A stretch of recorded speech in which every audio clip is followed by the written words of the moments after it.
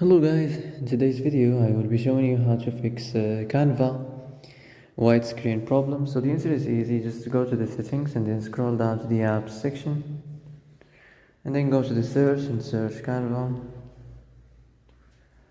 and then go to the storage and here you will find this clear cache option. Click on it.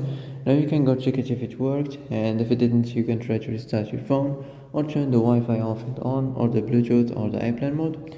Also you can try to clear data, but be careful. If you clear data, all this application's data will be deleted. This includes all files, the settings, the accounts, the databases, etc.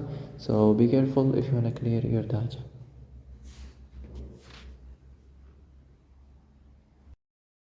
And that's it for today's video. I hope this is the answer you've been looking for.